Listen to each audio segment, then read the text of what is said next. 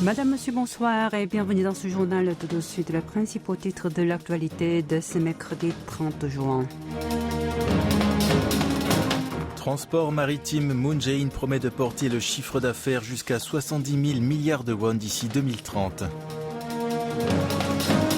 Kim Jong-un fustige des officiels pour leur incompétence dans la gestion de l'épidémie. Covid-19, un consortium voit le jour pour développer un vaccin à ARN messager. 10e anniversaire de l'ALE entre Séoul et Bruxelles. Séoul exporte mieux ses automobiles, ses batteries et ses produits chimiques.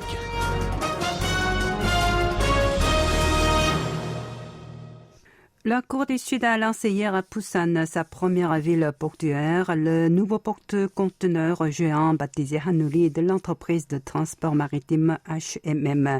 D'une capacité de 16 000 EVP équivalent à 20 pieds, c'est le 20e mastodonte de ce type.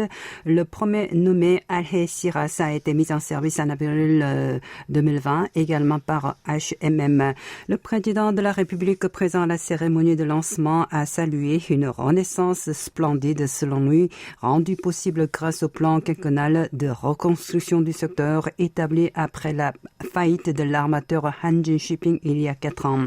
Dans son allocution, Moon Jae-in a détaillé que l'État avait injecté un total de 6 000 milliards de won, soit 4,5 milliards d'euros de liquidités dans la KOBC, l'entreprise publique pour la promotion des affaires maritimes, créée dans le cadre du plan en question, et d'ajouter que l'an dernier, HMM a réalisé un bénéfice d'exploitation excédentaire, et ce pour la première fois en 10 ans à hauteur de 1 000 milliards de won. Effectivement, en 2016, le chiffre d'affaires de la filière était tombé à 29 000 milliards de won, 10 000 milliards de won de moins que l'année précédente, mais en 2020, il est porté jusqu'à 36 000 milliards de won, un chiffre encore provisoire. Le chef de l'État a promis de le faire passer à plus de 70 000 milliards de won à l'horizon 2030 pour faire de son pays un leader mondial du segment. Afin d'atteindre cet objectif, le gouvernement entend continuer à faire grossir les porte-conteneurs et investir aussi dans la transition écologique et numérique des ports et des navires. Le dirigeant nord-coréen a blâmé des officiels pour leur négligence dans la prévention contre la pandémie de Covid-19. Selon l'agence de presse nord-coréenne KCNA, Kim Jong-un a adressé ses reproches hier lors d'une réunion élargie du bureau politique du comité central du Parti des travailleurs qu'il a présidé. L'homme fort de Pyongyang a fustigé que le manque d'assiduité des responsables dans la mise en œuvre des décisions du parti a entraîné, je cite, un incident grave menaçant la sécurité du pays et du peuple. Dans la foulée, il a énuméré en détail leur négligence. D'après Kim 3, l'irresponsabilité et l'incompétence des hauts fonctionnaires entravent le déroulement des projets colossaux du régime, et la politique de tolérance n'est pas destinée à eux mais aux citoyens lambda. Il a ainsi affiché sa volonté de les sanctionner rigoureusement. Le leader nord-coréen a également indiqué qu'il était temps de lutter contre les défauts des officiels avant de tenter de résoudre les problèmes économiques. Par ailleurs, la conférence a été consacrée à la nomination et à l'élection de certains personnels du parti, comme un commissaire du bureau politique et un membre de la commission permanente, mais les détails n'ont pas été communiqués. Le rassemblement est intervenu 11 jours après la réunion plénière qui s'est déroulée entre les 15 et 18 juin dernier. Sur ce sujet, le ministère sud-coréen de la réunification a affirmé que depuis le début de la crise sanitaire, le royaume ermite convoquait souvent la réunion du bureau politique de manière inédite. Pourtant, il est encore difficile de savoir si cet événement vise simplement à remettre de l'ordre ou si le pays est réellement confronté à une urgence liée à la pandémie. Les autorités prévoient de rester vigilantes en observant la situation à la frontière sino-nord-coréenne et le changement de personnel. À propos de l'absence de Séoul à l'exercice militaire multinational Sea Breeze 21, Washington a affirmé qu'il respectait entièrement son choix.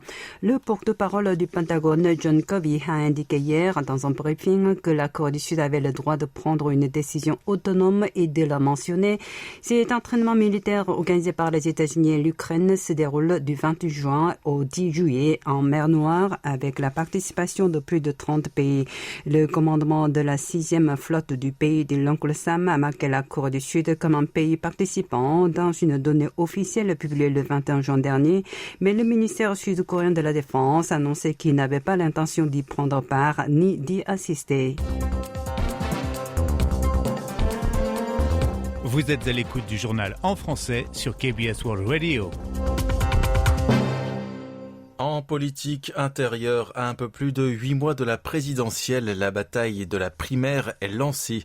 En tête des intentions de vote des Sud-Coréens selon des sondages, l'ex-procureur général Yoon Song-yeol s'est officiellement déclaré hier candidat à la prochaine élection. Dès le lendemain, il a pris part à un événement organisé par un journal. L'occasion pour lui de rencontrer les patrons de formations politiques, parmi eux Lee Jun-sok, le numéro 1 du parti du pouvoir du peuple, le PPP. Yoon semble peser sur son adhésion à cette principale force de l'opposition conservatrice pour participer à sa primaire. Dans le camp du pouvoir, le Minju doit clôturer aujourd'hui les inscriptions des candidats pour sa primaire, un processus qui a débuté lundi. Ce dernier jour, le gouverneur de la province de Gyeonggi, Lee Jae-myung, favori des électeurs de centre-gauche selon des sondages. L'ex-premier ministre Jang Si-gyun et l'ancienne ministre de la Justice Chu Mi-hye doivent déposer leur candidature. Avec eux, le parti gouvernemental compte un total de 9 candidats à la primaire. Parmi eux, Jang et le député Lee Kwang-jae négocient en ce moment pour une candidature unique. Crise sanitaire à présent, le nombre de cas supplémentaires de Covid est repassé au-dessus du seuil de 700 pour la première fois en 25 jours. De fait, 794 nouvelles contaminations ont été confirmées en l'espace de 24 heures. 375 d'entre elles ont été répertoriées à Séoul. Il s'agit du plus haut niveau enregistré depuis le début de l'année. Des cas groupés dans 2 de ces arrondissements, Mapo et Seocho, sont à l'origine de cette expansion. Côté vaccination, un total de 15,32 millions de personnes ont reçu au moins une première injection du vaccin, soit 29,8% de la population. Par ailleurs, 58% des Sud-Coréens ont donné leur accord sur l'élargissement du nombre de participants à des rassemblements privés, tandis que les 42% restants l'ont estimé trop prématuré compte tenu de la situation sanitaire. Et 77% des non-vaccinés ont annoncé leur intention de se faire inoculer. C'est le résultat d'un sondage réalisé par le gouvernement en amont de l'application du nouveau schéma de consignes à respecter. Une entreprise sud-coréenne s'investit actuellement dans la mise au point d'un vaccin à ARN messager. Le principe consiste à injecter l'ARN du Covid-19 dans le corps humain pour produire des anticorps. Cette firme détient la technologie de fabrication d'une matière permettant à ce dernier de pénétrer dans les cellules.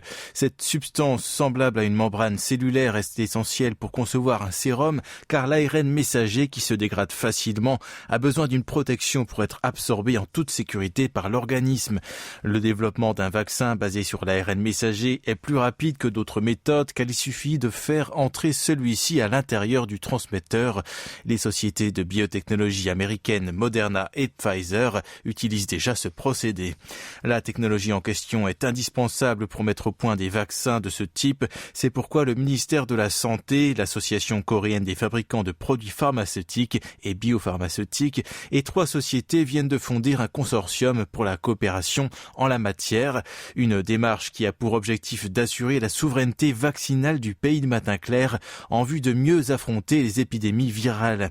Le groupement prévoit de développer un sérum Made in Korea d'ici l'an prochain et de produire 1 milliard de doses chaque année à compter de 2023. Le gouvernement ambitionne de faire tout son possible pour atteindre l'autosuffisance en termes de vaccins ainsi que pour élaborer la base pour leurs exportations. Saipan va devenir la première destination touristique à profiter d'une bulle de voyage pour les Sud-Coréens. Le ministère sud-coréen des Transports et le gouvernement des îles Mariannes du Nord prévoient de conclure cet après-midi un accord autorisant les voyages sans obligation de confinement. Il s'agit de la première entente paraphée depuis que Séoul a lancé le 9 juin dernier cette initiative visant à faire revivre le tourisme. Selon le texte, les habitants du pays du matin clair pourront faire du tourisme de groupe dans cette île située dans l'ouest du Pacifique à condition que 14 jours se soient écoulés après l'injection de la dernière dose de vaccin anti-Covid. Ils devront d'ailleurs remettre un certificat de vaccination et les résultats d'un test négatif effectué dans les 72 heures avant l'embarquement. Un autre dépistage sera requis après avoir franchi la frontière. Demain, cela fera 10 ans jour pour jour que l'accord de libre-échange entre la Corée du Sud et l'Union européenne est entré en vigueur. En cette veille d'anniversaire, un institut de recherche affilié au KITA, l'association sud-coréenne pour le commerce international, a publié un rapport sur le bilan et sur ses suggestions. Selon ce document, cette ALE a permis au pays du matin clair d'occuper le marché européen avant ses concurrents, en particulier le Japon, et de bénéficier davantage dans l'automobile, les batteries et les produits chimiques, entre autres. Concrètement, les groupes automobiles sud-coréens ont exporté en 2019 leurs produits vers le vieux continent pour une valeur de 8,4 milliards de dollars contre 3,3 milliards en 2010, et ce sous l'effet de la suppression des tarifs douaniers de l'UE et de la demande des véhicules électriques. Le montant des expéditions de produits chimiques est passé de 1,2 milliard de dollars en 2010 à 7,1 milliards de dollars l'an dernier, soit une progression annuelle moyenne de 19,2%.